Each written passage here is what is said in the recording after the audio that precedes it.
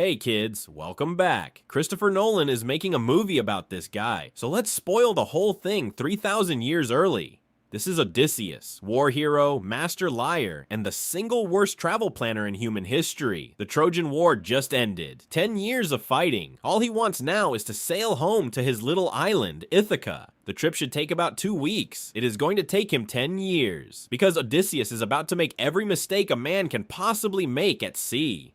Quick recap, the war ended because Odysseus came up with the Trojan Horse. Giant wooden horse, soldiers hiding inside, city falls, genius move. He is very proud of it. Maybe a little too proud, and in Greek myth, being too proud is a speed run to getting cursed. He sets sail with 12 ships full of men. Remember that number, it only ever goes down. First stop, an island of people who do nothing but eat lotus flowers all day.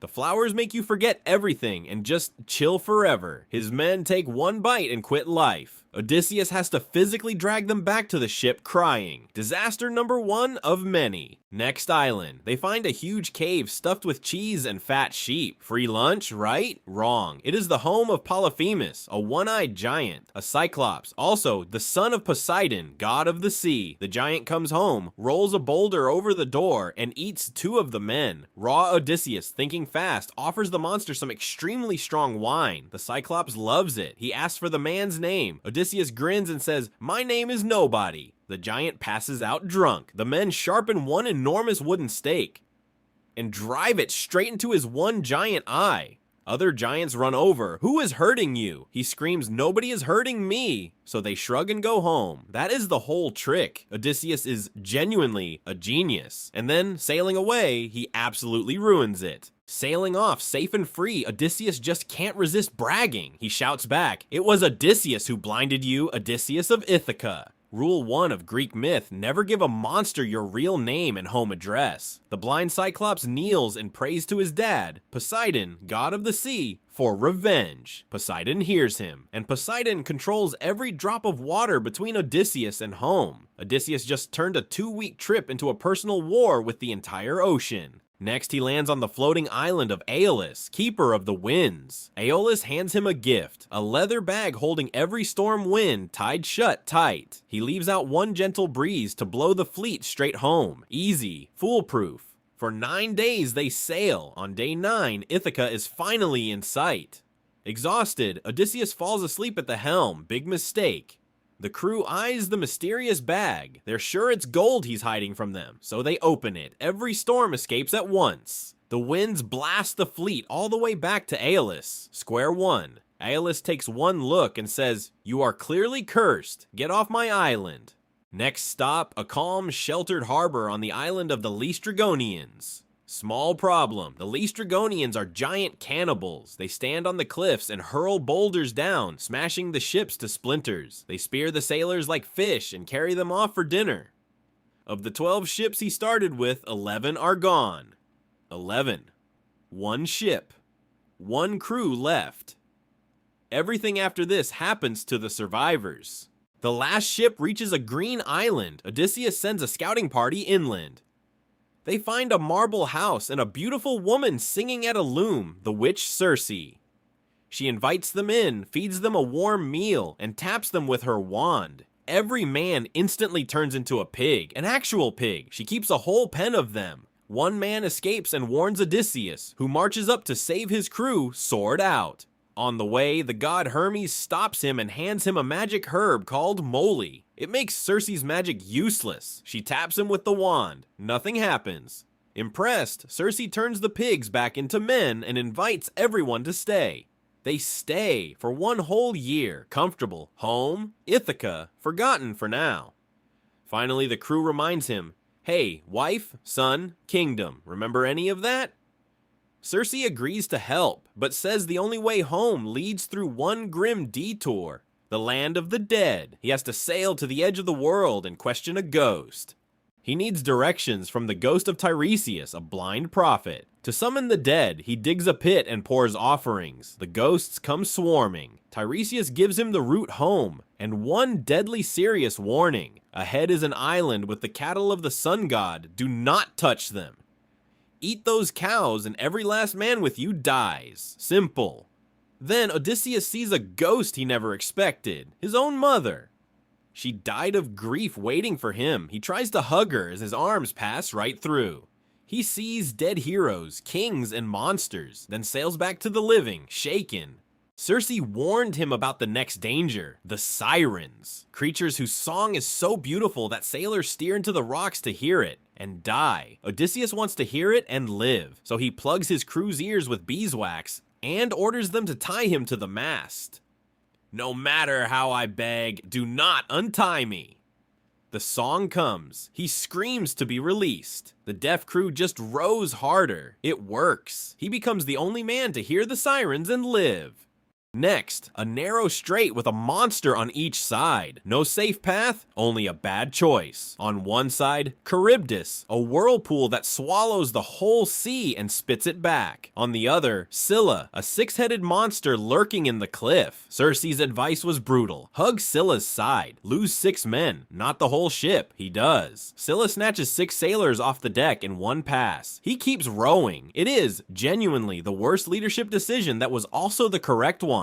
Then they reach it, the island of the sun god's sacred cattle. The one rule, do not touch. Odysseus says, we do not stop here, but the crew is starving and begs to rest. He caves. Fine, one night, nobody lays a finger on a single cow.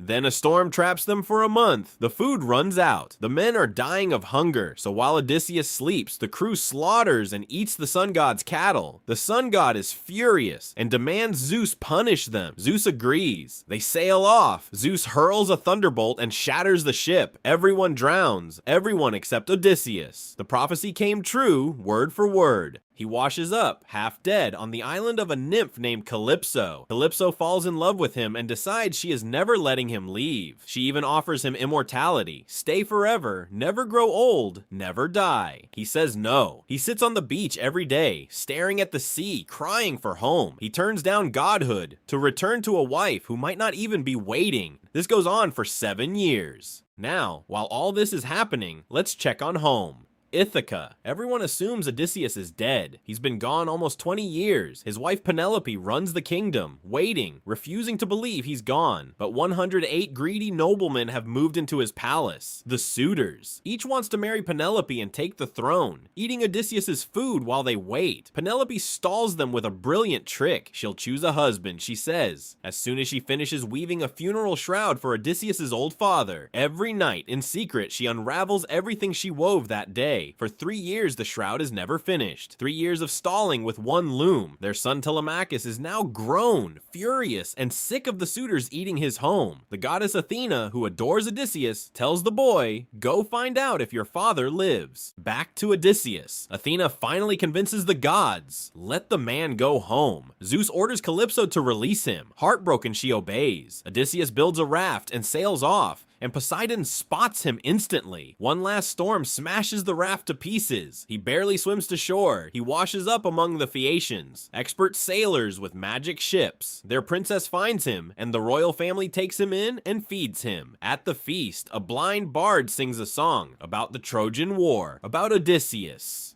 Odysseus starts crying. The king asks why, so he finally reveals who he is and tells them the whole story you just watched. Cyclops, Circe, all of it. Moved, the Phaeacians load him with treasure and sail him home in a single night. After 20 years, Odysseus is finally back on the shores of Ithaca. But he can't just walk in. 108 armed men want him dead. So Athena disguises him as a filthy old beggar. Nobody recognizes the king. He goes to his loyal swineherd, Eumaeus, who feeds the beggar without knowing him. There he secretly reunites with his grown son Telemachus, just back from his search. He reveals himself to his son and they plot to retake the palace. 2 men against 108. Disguised, he enters his own home. And something small breaks your heart. His old dog Argos, now ancient and neglected, recognizes him instantly. The dog wags his tail one last time and dies, having waited 20 years to see his master. Inside, the suitors mock the beggar and throw food at him. He says nothing. He waits. Meanwhile, Penelope announces a contest to finally choose a husband. The challenge: string Odysseus's massive bow and shoot an arrow through 12 axe heads. One by one, the strongest suitors try. Not one of them can even bend the bow. Then the old beggar asks for a turn. The suitors laugh in his face. He lifts the bow, strings it in one smooth motion, and fires clean through all 12 axes. The room goes silent. The beggar stands up straight. The disguise drops. "Now," he says, "for a target no man here has hit yet." He turns the bow on the suitors. With Telemachus and 2 loyal servants, he bolts the doors and cuts down all 108. It's the single most violent scene in the whole poem. He shows zero mercy. The kingdom is his again, but one person is left that he still has to face. Penelope, lied to for 20 years and done being fooled. She refuses to believe this man is really her husband, so she lays a trap. She casually orders a servant to move their marriage bed out of the bedroom. Odysseus snaps, "Impossible! I built that bed around a living olive tree. It cannot move." Only the real Odysseus could know that. It was the secret of their marriage. She runs to him. After 20 years, the hero is finally, truly home. So what's the point of all this, kids? Odysseus survived monsters, gods, and the sea, half by being clever, half by suffering a lot, and nearly every disaster traces back to one thing: his own pride. The Odyssey isn't really about adventure. It's about how badly one man wanted to go home. That's the whole story, in 3,000 years before Nolan puts it on a giant screen. I'm off to tie myself to a mast. See you next time, kids.